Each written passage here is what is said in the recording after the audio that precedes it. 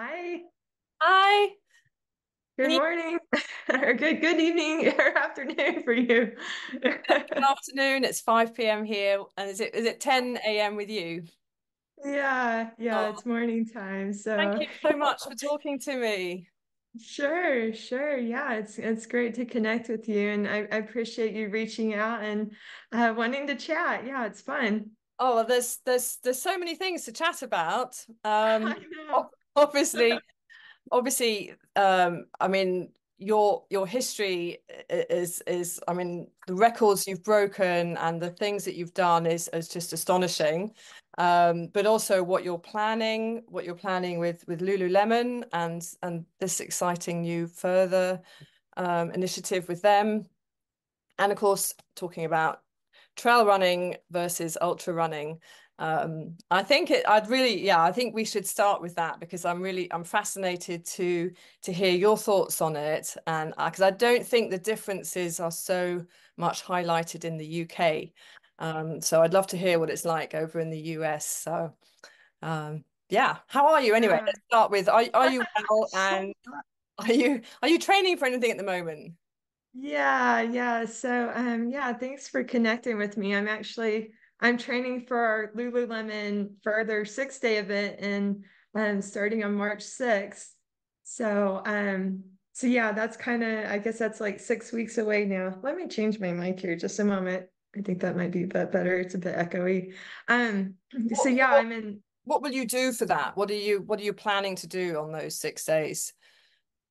So I mean the whole point of it is for all of us, we have a women's team of 10 women, and we're all trying to go our furthest distance that we've ever gone. So for me, my furthest distance is my 48-hour world record, which is 270 miles or 435 kilometers by metric friends.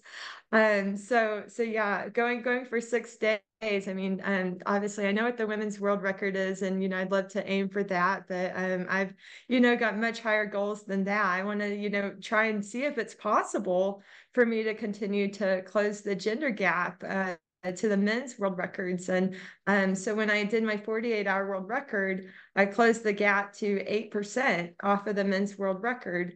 And most world records have a differential of about 10 to 12%. So for me to go further than I've ever gone and close it down to 8%, I mean, that really helps to, support the theory that women get stronger the further we go.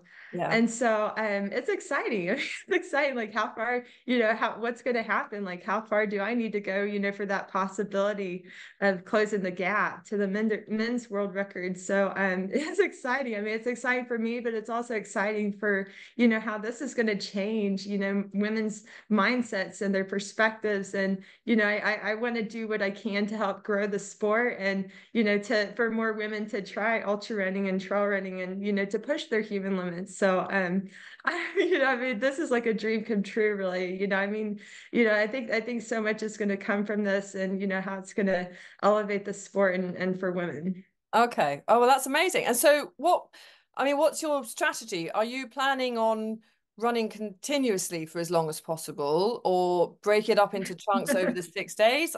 Is there a 6 day world record, or are you just going for the furthest ever run, full stop? I mean, Yeah. how's that going to work? Yeah, great question.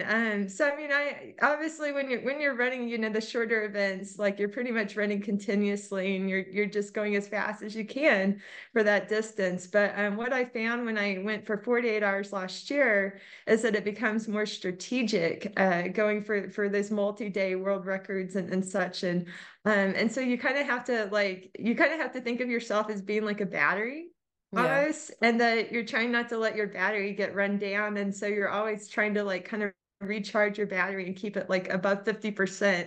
Okay. And so yeah, you kind of have to like incorporate like bits of sleep and obviously you're trying to, top off your energy and keep your energy up. And so yeah, it's kind of fun to look at the graph of my 48-hour world record because you can see like these little dips that I had throughout the race where, Yeah. I might be sleeping, I might be like changing my shoes or my gear, or, eating some food.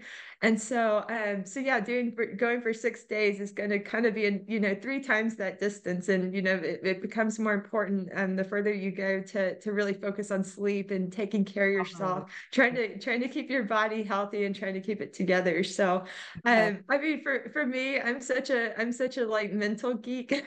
I I think love to use my, that's an amazing way to put it, and to to the way you've said to me, as a battery. I mean, that's just instantly given me a fantastic visual of yeah, because you don't want to go below a certain point because you won't be able to recharge. Um, exactly. that's fantastic. Yeah. You could apply that to so many things, couldn't you? Yeah, yeah. I bought a book. Actually, I did. I'm sorry, I didn't buy it. I got it from my friend. But I ended up buying a second copy because I've got my other copy in storage right now. Yeah. But I have a book. I have a book on that I originally got from my friend from France. That's a multi-day runner, and yeah, I mean, me coming from the marathon, I'm thinking when I go for a world record, I have to run. I have to keep running. I don't like stop. And so I had to change my mental strategy. And so this book, helped wrap my head around, the strategy of it, of thinking of myself as a battery. And I can't let my battery get run down too much. That I have to be Yeah. like very thoughtful and strategic with how, I keep recharging myself, kind of like the Energizer Yeah, bunny. yeah, yeah. That's fantastic. So And so, well, yeah. while we're on this, so the other nine ladies, are they all going for different records? Is it all running, or how does it work? Yeah, yeah. So our team is pretty diverse in terms of like age and abilities and geographical diversity around the world. And so yeah, I mean we come from all different backgrounds. We're not all like elite runners. I mean, we've got four women over the age of 40, which, as a professional athlete, that's pretty cool. That's really cool. Yeah, yeah. And then, I've been vocal about talking about perimenopause. I mean, I'm 42 now and I'm starting to feel those changes in my body. And so yeah, I mean, I'm trying to figure out, how to work with my body at this point in my life and, continue to push my own human limits.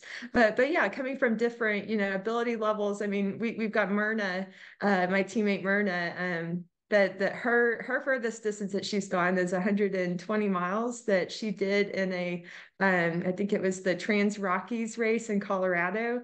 Yeah. And so yeah, doing a 6 day event, she's going to be trying to go her furthest distance, which is, beyond 120 miles. But yeah, I mean, we've got other women on the team that might be trying to go for like qualifiers for like 24-hour team or 100K or yeah, I mean, we're all just, we're trying to change the mindset of, going further, pushing your human limits. And yeah, just, that mindset shifting over to, every runner in the world or every walker. Yeah. Some Yeah. people just like to walk too. So And it's showing women that you can do anything you put your mind to. That totally. there's no boundaries because you're a woman. Yeah, exactly. I've been using the hashtag no woman is limited. Okay. Yeah, I mean, we just think, that, I mean, yeah, I think as a woman that we tend to put, a lot more barriers, around us, and that we need to think with the mindset of, having no barriers, having no limits on what we can do. And I mean, it's been exciting for me. Like every time I've gone my furthest distance, you're going into this like unknown territory of like, what's going to happen now? Like, what are the challenges I'm going to experience? And yeah, I mentioned I'm such a mental geek that, it's like anytime I get some sort of problem I have to troubleshoot, it's like almost kind of exciting. Like let's work through this and You let's like keep the going. like the challenge and yeah, what's next? Yeah. Yeah, what's next? And yeah, I mean it was so fun for me when I did the 48-hour world record because I kept going further. I kept moving up the performance list, all time. And that was exciting because I'm like, no woman has done this before. Like this is like new territory. So yeah, I mean, and I think, when I'm doing something like that, that it's not just about reaching a personal goal. I realize like I'm creating history for the sport. sport and for women and what's possible. And yeah, I mean, I have sheroes in my life that, you know, inspired me to do what I do. And so yeah, I mean, it's cool to think that, you know, I'm inspiring others around the world. And yeah, I mean, that helps to propel me to keep going Yeah, because I yeah. feel like it's And such a transcendental experience. yet you do also, you're very humble. You know, I love your video on Twitter showing about, you know, if you fall over, you get up and you keep going. And that's, you know, that is just as important as showing that you can, you know, run you know, break the world record for 48 hours. You know, obviously that's out of reach for anyone else, but actually seeing someone fall over and get up and keep going is, you know, It was a we bad all fall. relate to that. It was a really bad fall. I tell you, you know, and I think something we need to normalize is, you know, sometimes you fall, you get back up, you get to the finish line. Sometimes you fall, you get back up, and you realize you're badly injured and you can't get to the finish line. And I think, you know, that we have to make the right decisions for ourselves and our own judgment. And, you know, whether we get to the finish line or not, I think the point is to like keep getting back up. Yeah. Keep getting back up and don't give up on your dreams because I mean it took me several tries, you know, even for 48 hours to finally get it right. I had, you know, my body broke down a couple of times in previous races, and you know, I just kept believing that I could do it and to get back on that horse and to keep going. So yeah, don't give up on your dreams. I mean, that's something that, you know, just try to, you know, share with others. Like, Yeah. yeah, I mean, it's sometimes it doesn't work out, but I mean, it might take you 10 times, 15 times to keep doing it, but just Just keep keep doing trying. it. Keep trying. Okay, so let's talk about trail running versus ultra running. You said to me that you feel that that in the US for sure they're lumped together, but they're a very different sport. So talk me through that and how it's perceived over in the US.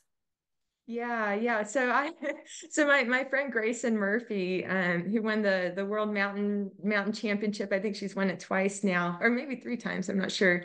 So she's a mountain runner. I'm an ultra runner. And then there's trail running, and trail running could be, you know, sub ultra trail or ultra trail. And so we're all kind of like tend to be grouped under the same umbrella. And I Mhm. mean, I don't know how it is in, you know, other countries and the perception and that sort of thing, but I think because we're often grouped under the same umbrella, that there's this perception that we're all like the same athlete. Okay. Grayson Murphy runs like 10K up a mountain. So, and I go and run, you know, 100 miles or more. We are obviously very different athletes. Like Yes. I'm doing road racing, you know, on road, and yeah, I mean, she's doing, you know, very short, like almost a sprint, you know, up a mountain. But yeah, it's just crazy that, you know, I feel like there needs to be more recognition of the diversity of Mhm. athletes and our skill sets. I mean, we have completely different skill sets. And Yeah. so I mean, I often see like articles and polls that, you know, group me with Jasmine Paris or Courtney Dauwalter. And I'm like, they are completely different athletes than me. Like they have completely different skill sets. And I just feel like it's really, I feel like there needs to be more done to make that distinction and to recognize us that, you know, we're not all the same. And I mean, I think about like with track and field. I mean, you got sprinters, you got middle distance, you got distance runners, you got throwers. And I feel like that there's maybe more of a recognition, that distinction. But yeah, mountain ultra trail, we just tend to all like be grouped under one umbrella. And I feel like it's important to recognize that we're all different athletes. And you know, it's kind of like saying it's kind of like grouping like mountain biking with road cycling. I mean, we know those are two different sports, so why would Yeah. you ever group those together? And so yeah, I mean, I think it's amazing like what other women do that have skills that, you know, are not my specialty, but just because we run an ultra and we go beyond the marathon doesn't mean that we're all the same athlete. Like we have so many different skill sets, and I just feel like the public and the media need to do more to recognize those skills and to not like kind of group us all together and act like we're all the same. And so, yeah, this is something that I feel like I've recognized like more throughout my career. I'm like, I think Jasmine Paris is amazing. And I mean, she has like orienteering skills that I mean, I have no idea how to do. But we're obviously not the same athlete. And but yeah, I mean, I'm just as much a fan of everybody in the sport. And I mean, I Yeah. geek out like following. I geek out. I mean, I do trail running. Like I'm mainly an ultra runner, a road ultra runner. But at the same time, I'm a fan and I love like following what they're doing. And I'm like, well, maybe I could do that someday. But obviously, that's a skill that she has that took a lot of work and practice for her to develop. So. Yeah. So we're not going to see you at the Barclays anytime soon. Well, everybody, that's the funny thing is I get asked, oh, Camilla, you should go try Barkley. And yeah, I mean, there's a curiosity that I have that I'm like, well, maybe I could do that. But at the same time, like those are skills that she has developed over a long period of time. And I mean, I can appreciate and respect that what she can do. But yeah, I mean, obviously, if she tried to do road ultra, I mean, it might be a very different experience for her. So, yeah, I mean, I think that there should be like that encouragement, that recognition of the diversity, and then also just the interest for maybe more ultra runners to cross over and to try the different sports. Because, I mean, for me, I came from a marathon and road ultra background, and I got into trail running, and I realized this is fun. Like, It is. It's also slightly less painful, I think. I mean, certainly on yeah. the knees.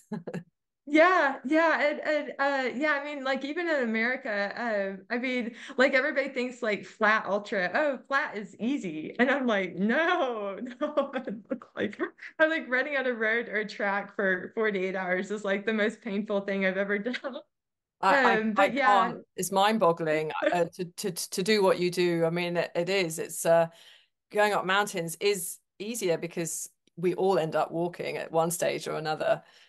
yeah, like you're kind of throttling your gears more when you're on the trails and going through aid stations and yeah, I mean I finished like 100 miles on trail and I'm like bounced back in like 3 weeks. Whereas if I do 100 mile on road, it takes me like months to like recover from that. So I don't think people like appreciate and understand, especially in America because the road ultras aren't as popular and not as common.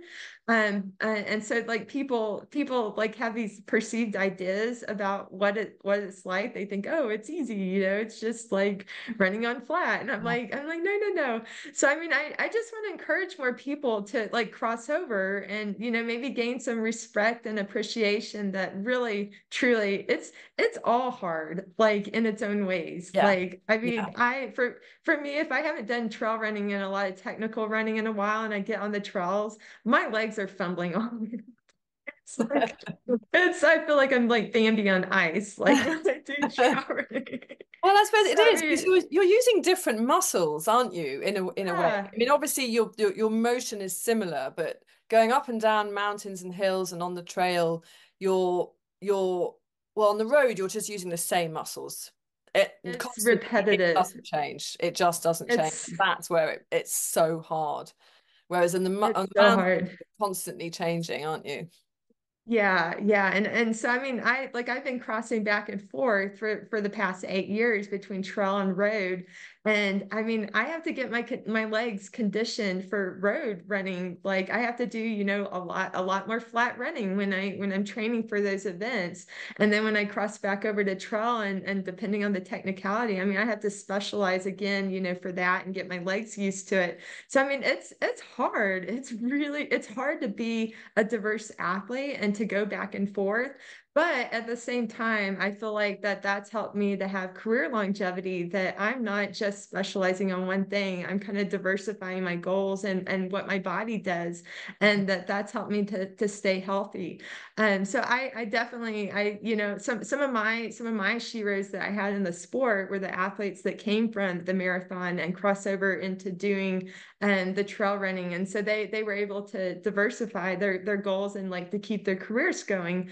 And so yeah, I mean, I think that there's a lesson in that just not specializing on one thing that crossing over, trying a lot of Yeah. different things, I mean, it opens up the goals and the possibilities, but it also, shifts your body to do something different, which is a good thing. And variety is more interesting as well. I mean, it's, you've got different goals and different aims to go for. I suppose with road ultras, I mean, do you think that there's not so many of them because it is just that much harder? I mean, I don't know what it's like in the US. There's certainly not that many in the UK.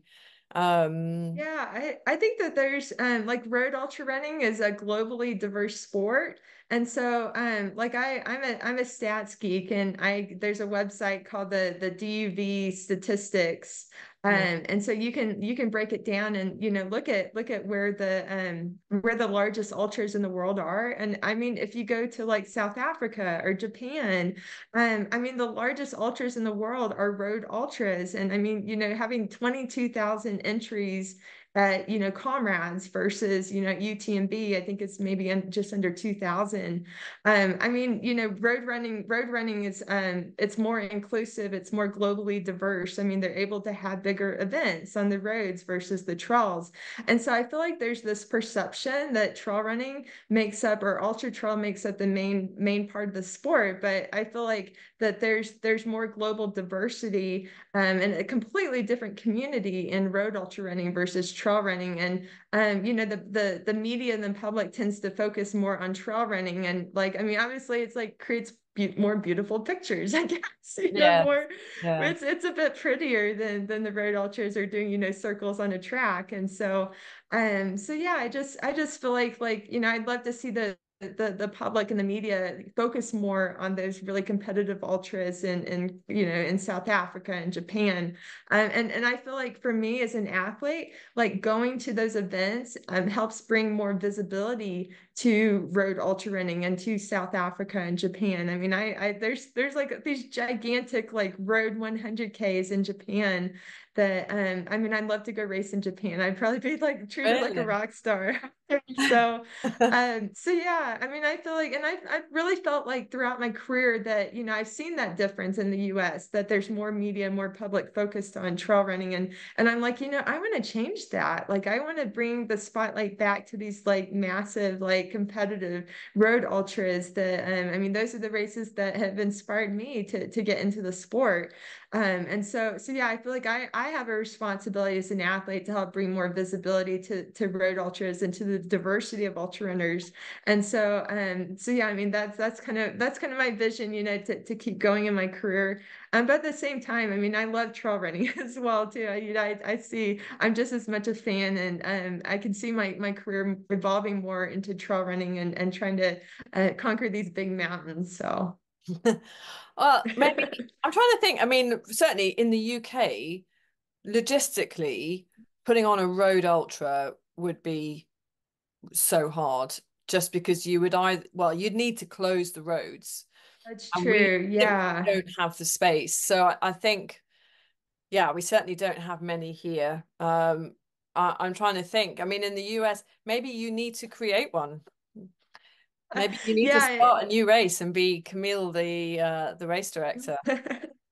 Yeah, that's a great point. I mean, like I'm sure, like you might have heard the London to Brighton, Mhm. that it was one of the most historical and long running ultras. I don't remember how long it went for, but basically they had to stop it because I guess of the it coincided with a highway and the difficulties of trying to shut down roads and the logistics of all that. So yeah, even though like the biggest like road ultras are have like 22,000, like, but at the same time, like you said, there's some barriers to putting on a road ultra because obviously it's really far, and how do you like shut down roads?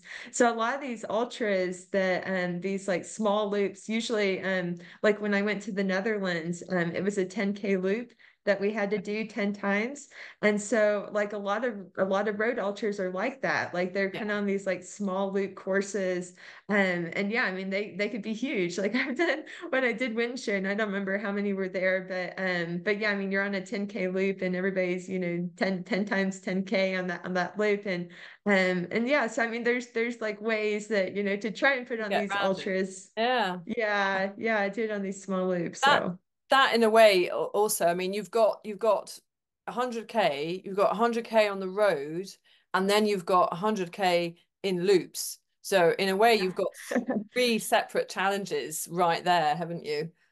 yeah, Yeah. yeah, Just as a and runner. kind of like yeah, like I went to Greece and did Spartathlon back in September, and so that's Congratulations, by the way. Thank you. Thank you. It was amazing. It felt like because it's on a point-to-point course as well, kind of like comrades. And Mm. so and yeah, I mean it's kind of like it's like three times as far as comrades. It's kind of like an extended version of comrades. But to me, like Spartathlon kind of was like combining trail running with road ultra running. And I mean, it had, in fact, it had the mountain section that you have to go through. But I felt like I was on this journey, kind of like you are when you do a trail race, like a point-to-point trail race, and you're kind of enjoying all these different sceneries and villages and like going through like a lot of diverse terrain. So for me, like Spartathlon, was like the best of everything. It was so cool. I was like it was really like truly like my dream race. Like I felt like it combined like everything I love about road ultra running with trail running. And yeah, I would say my most favorite part of the course was the mountain section where we had to climb the mountain in the dark, and it's very technical, and it had like a screw wall on the backside, and I'm like this is fun. Is there something, do you think, is there something particularly special about doing a linear route that you really feel like you're going from A to B, you're doing that at your Yes. own pace, your own steam, and Yeah, it's yeah. something very back to basic and instinctual about it? Oh yeah. Oh yeah. I've realized like in terms of like my favorite ultras, whether it's on trail or on road, I really like the ones that are more like a journey. Mm. And yeah, I mean you feel like you're going to a destination, and when you finally like arrive there, you're like, yeah, I did it. It's so cool. But yeah, like I mean I've tried so many different types of ultras. I haven't done a Barkley marathons yet, but when I do like the track ultras or the small loop ultras, like you're mentally getting into your head, and it's like a meditative experience. And I mean it's so different than doing a point-to-point road ultra or trail race.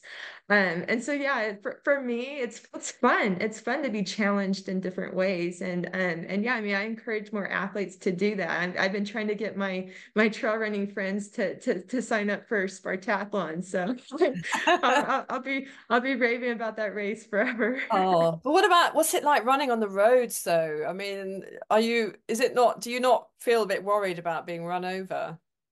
Oh my gosh, yes, yes. So my first experience at Spartathlon, so the first like 55 miles of that course is really kind of scary Mm, because you're in like highway, and they don't close off the roads, and so it's not like always like coned off. mm. And the roads are kind of narrow, and you're going through these villages, and yeah, you're trying to face traffic so that you can move if you needed to. But yeah, there was an incident my first Spartathlon back in 2022 where I was going past like a parking lot, and there was a sprinter van that tried to pull out, and he had his head turned one way, and here I come running by, and I couldn't see that he couldn't see me, and so before I knew it, he almost turned into me, and it kind of threw me sideways. And I mean it felt to me, I've been in a car accident, and to me it felt like I was in a car accident, like I was just thrown sideways, and it kind of gave me some whiplash. Wow. And yeah, I mean That's scary. It was definitely really scary. And so, I mean, Spartathlon has its challenges like that, where you're having to deal with cars or deal with dogs, or, I mean, you're going through all these villages and all these like off-leash dogs come running at you. Yeah, And I so, heard that. I think I read someone else's blog, and the dogs that bark and rush up at you, that must be pretty scary too. yeah, I mean, like, I feel like I'm like a friendly dog person. Like, I know how to deal with dogs, but I mean, if they're coming at you with their teeth and like you've got multiple dogs, like, what do you do? No. And there's like many. I mean, that's a crazy thing. Is I mean, there's whether you do a trail race or you do a road ultra, I feel like every race has its own challenges that you have to learn how to cope through. And yeah, I mean, it's a very different experience than like say the small loop ultras where you don't really have those sort of No, challenges. no. And yeah, But and yeah, I just mean, it's fun.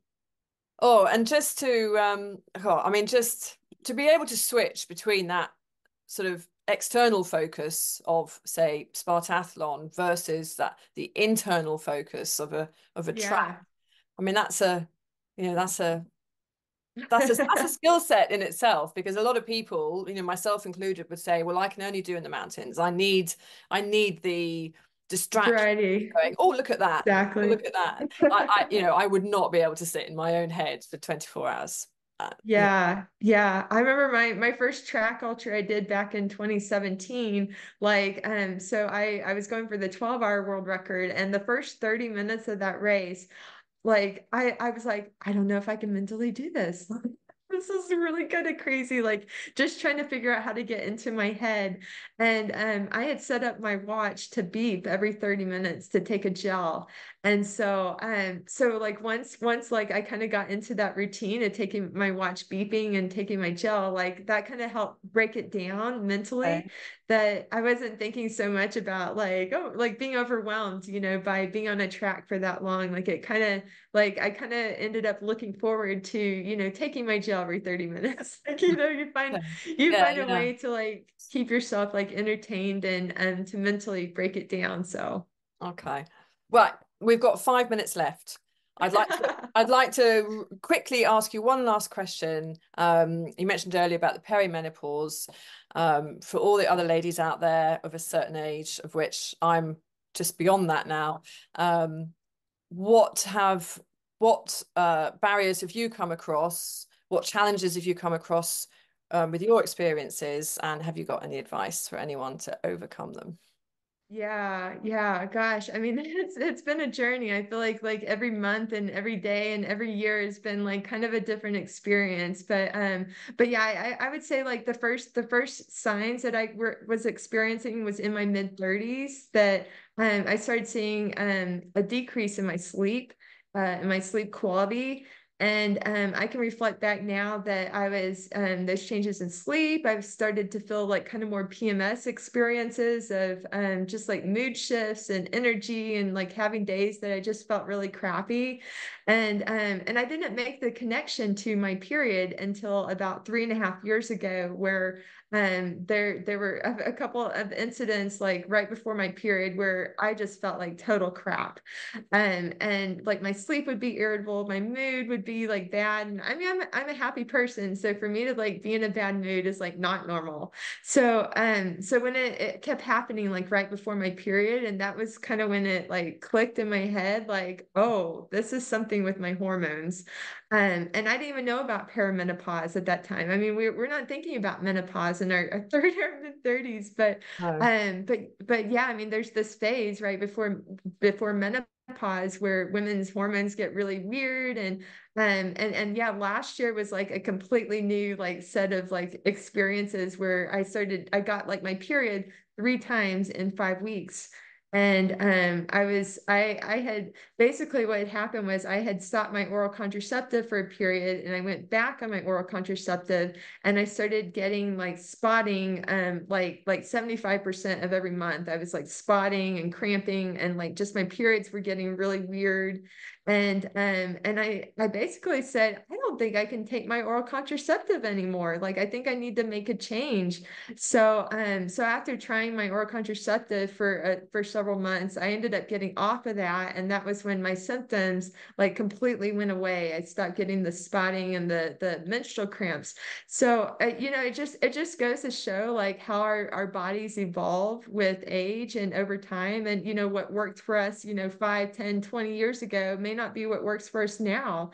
And so yeah, I've had to make some changes in terms of like stopping my oral contraceptive. I've had to really work on my sleep, just trying to have like really behavioral changes to help my sleep and improve my sleep quality and quantity. And then just focusing on stress.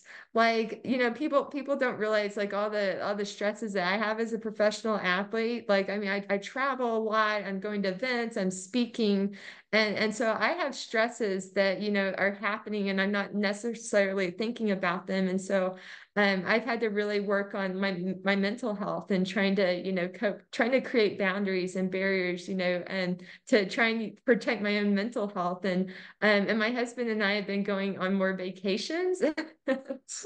We've been trying to, I'm obviously traveling a lot and I get kind of tired of traveling, but I need to go on like some personal time, like to like just chill out. And so yeah, we started doing that more last summer. And yeah, just focusing more on my mental health and trying to reduce stress has like made such a difference in my sleep quality and feeling more energized and yeah, better coping with all those symptoms around like just before my period and during my period. So Oh, well, that's great advice, to be honest, for anyone, whether they're running or training or what. I mean, it's definitely reducing stress is one of the big ones. totally. I don't think we realize how long it takes for our hormones to do the adaptation from being fully functional to post menopause, so to speak. And Yeah, it's a journey. yeah, it really is. And yeah, you're at the beginning of it, I'm kind of at the end of it, and it's like, yeah, I'm still going. But But yeah, I mean, I'm finding a way. I don't feel as consistent, I guess, as I did 5, 10 years ago. So I don't feel as consistent, but I'm finding a way to feel my best, at this age. I'm 42 now, and I'm finding a way to feel better and to continue to push my human limits. And yeah, I mean, most women, I know when I was approaching 40 that, I thought I was on some sort of downhill slope in terms of my speed and my ability, but I found a way to level up, in terms of improving my diet, my sleep. Like I work with other people around me that, continue to help elevate me and continue to perform at my best. So women are aging like fine wine. We keep going, and yeah, I mean, I'm just grateful that I'm able to keep pushing my human limits, and I just want to be the best I can be at any age. well, that in itself is inspirational, and Thank you. thank you. It gives us all in yeah, it gives us all something to aim for, and to know that it doesn't all end. We can still When be you hit 40. fantastic. And Totally. yeah, and we're running out of time, so I'm going to say thank you very much again for talking to me. Yeah, you're It's been welcome. It was really a interesting. great, yeah, it was a great brief interview. We covered a lot, so it was fun. We like to keep it short and snappy. That's good. Yeah, All awesome. right. Thanks, Katie. Thank you so much, Camille. That's Sure. it. Thank you. Have a good evening. You too. Bye bye. Bye.